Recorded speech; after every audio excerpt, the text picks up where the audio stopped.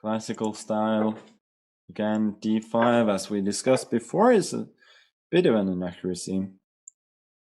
Although g6 is an ingenious try. Don't think I've ever seen this, actually. Okay, let me go knight f3. I don't want to go knight c3, obviously, because then knight d5 is a normal grandfault. But I feel like this check is a little bit annoying to meet, because bishop d7, queen b3 was happening. And here I do not feel that he gets enough compensation for a pawn. A little bit of compensation, but not enough. This pin is not dangerous. Knight d4, I break the pin with queen d4. No problems there. e5. e5 is a good move, but I think I'm just going to take it. Just for fun, I'm just going to bring the queen to h4 here. And if he takes an f3, take with the bishop. And although my development is a little bit behind here, I don't think it's going to matter. I think I'm still a pretty sound pawn up. But e5 was a very good move that he played. That has to be said. Quite ingenious.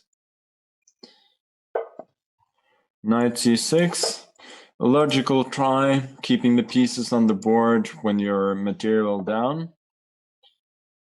Okay, rook d1, I guess. Developing my pieces, bishop d2. It's all good. Rook c1.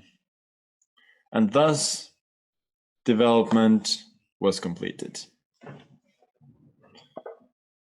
Should I do? Okay, let me just...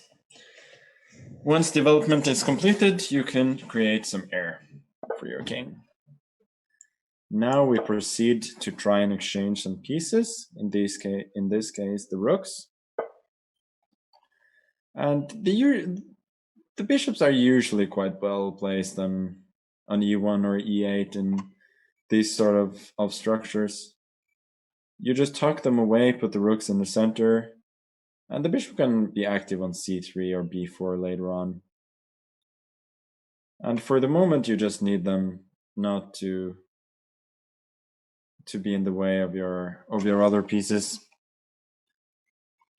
Okay, let's swing the queen over.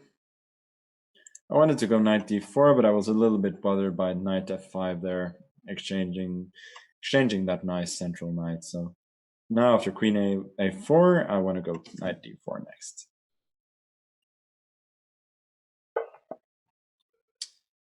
Yeah, let's just put the knight on a good square. Bishop d7, attacking the queen, I just go queen b3. And I'm happy. Very happy. Rook d6. This feels to me to be too much on the artificial side. Gonna go queen, knight e4. Obviously knight e6 was good there as well. But then you can go knight c3, bishop c3, rook e6, and at least he's somewhat keeping his structure intact. You can go bishop d7 here, but I don't think that would have helped because of yeah, for many reasons, but mostly because of queen a3, and I think his rook is somewhat trapped. He has to go rook b6, and then bishop a5 actually traps it. So that would have put him in a world of hurt as well. I think his plan here is to go b4, but I got a number of good options. Then I think the simplest of them just being taking it. If queen b4, knight b4, I got knight d6, winning a full exchange.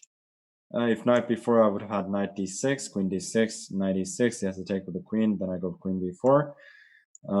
Once again with a full exchange. And here it's just all over, to be fair. I win a knight, and it's yeah, it's very difficult for him. He resigned. Not a bad game by any means.